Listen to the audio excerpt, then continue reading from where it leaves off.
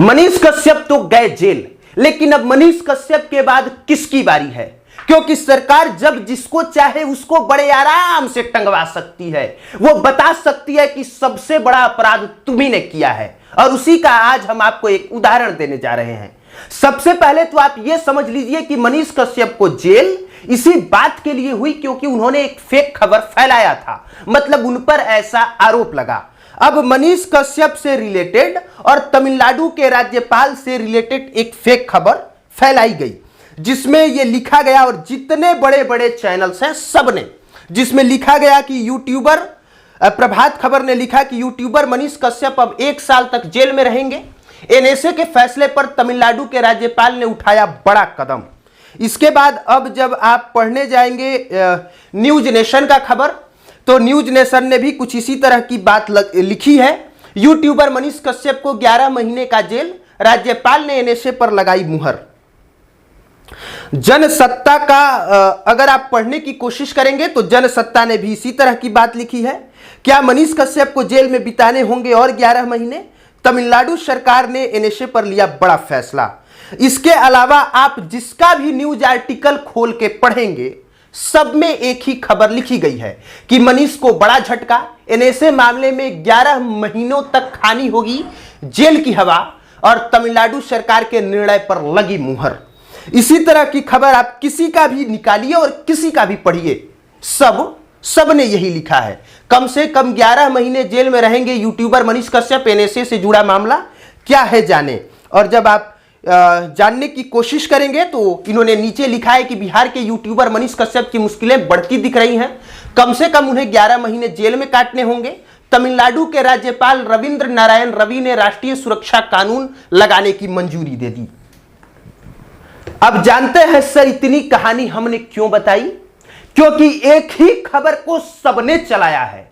क्या बिहार तक, क्या आज तक, क्या नवभारत टाइम्स, जनसत्ता, हिंदुस्तान, प्रभात खबर, सब ने एक ही खबर कि तमिलनाडु के सरकार ने तमिलनाडु के राज्यपाल ने मुहर लगा दी और अब मनीष कश्यप को जेल में ही रहना पड़ेगा।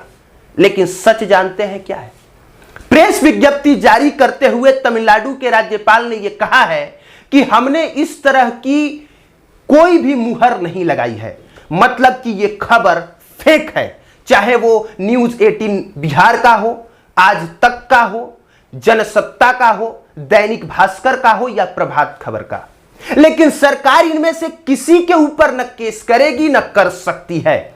लेकिन अगर यही खबर मैं चला दूं, इन्हीं लोगों का देख के चला दूं, ऐसा भी नहीं कि मैं ऐसे ही हवा में बोल रहा हूं भाई, हमारी आदत है किसी भी चीज को गूगल पे सर्च करने की।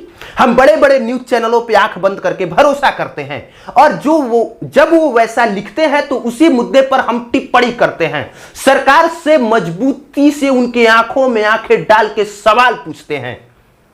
लेकिन गलती इन्होंने भी की और इनकी देख के गलती हमने की। लेकिन जानते हैं सर, इनके ऊपर इस बात के लिए कोई केस नहीं होगा, लेकिन वही हमारे ऊपर हो सकता है। हमारे जैसे हर छोटे बड़े यूट्यूबर पे हो सकता है, सेम इसी बात के लिए। जानते हैं क्यों?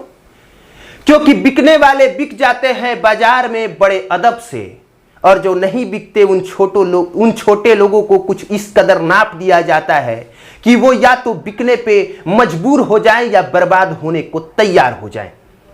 मनीष कश्यप वाले मामले को भी आप इसी तरह से समझ सकते हैं कि तमिलनाडु में बिहारियों को मारा जा रहा है। वो खबर लगभग सबने ही चलाया, कोई ऐसा मेन स्ट्रीम मीडिया न रहा होगा जिसने न चलाया हो। लेकिन एनएसए लगा मनीष कश्यप के ऊपर, 1 साल तक जेल में रहेंगे मनीष कश्यप। अब आपको तय करना है कि सच आपको कौन दिखा रहा है। अब आपको तय करना है कि आपके सामने झूठ कौन परोस रहा है और उसकी सजा पा कौन रहा है। मैं ये नहीं कह रहा मनीष कश्यप सही है, लेकिन मैं ये भी नहीं कह रहा कि मनीष कश्यप गलत है। मैं सिर्फ इतना कहना चाह रहा हूं कि सरकार जब जिसे चाहे तब यूं नपवा सकती है। सरकार का एक इशारा कि मेन स्ट्रीम मीडिया को सरकार बोलेगी कि तुम फलाने मैटर पे फेक खबर फैला दो, और सरकार के इशारे पर सभी लोग एक पल बिना देर किए फेक खबर फैला देंगे। और इसके बाद पीछे से यूट्यूबर तो बोलेंगे ही, क्योंकि यूट्यूबरों को चूल मची होती है सरकार से। सरकार की आंखों में आंखें डाल सवाल पूछने की, और जैसे ही वो सवाल पूछेंगे वैसे ही आकाओं का निर्देश आएगा कि फलाने ने गलती कर दी, फेक खबर इसने फैला दिया, इसको टंगवा दो और टंगवा के सलाखों के अंदर डलवा दो। बाकी वो सही है कि गलत है, ये निर्णय आने में तो वक्त लगेगा ना, और सबके पास इतना पैसा थोड़े है कि सरकार के खिलाफ वो सुप्रीम कोर्ट चली जाएगी।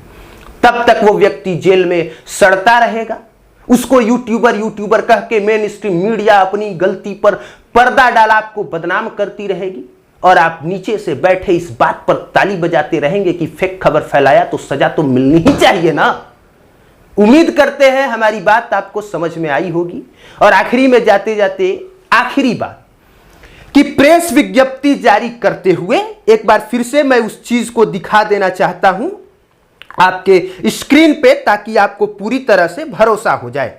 ये देखिए प्रेस रिलीज है, और यहां पे स्पष्ट लिखा है कि honourable governor of Tamil Nadu has approved an action under national security act against an individual from Bihar. मतलब आप समझ सकते हैं कि स्पष्ट तौर पे इन्होंने कहा है कि किसी भी बिहार के व्यक्ति के ऊपर, उसके ऊपर एनएसए लगा रहे, इस तरह की मंजूरी राज्यपाल ने नहीं दी है। यह प्रेस विज्ञप्ति जारी करना पड़ा है। मतलब फेक खबर फैलाया तो किसी और ने दिया है, लेकिन टंगवाना होगा ना तो कोई यूट्यूबर ही इस मामले में भी नपेगा। बाकी उम्मीद करते हैं पूरा मामला आपको समझ में आया होगा। बाकी आप देख रहे थे पब्लिक प्लेटफॉर्म, मेरा नाम कुमार अभिनव है। इस मुद्दे पे आप क्या सोच रहे हैं, जाते जाते अपनी राय जरूर दें।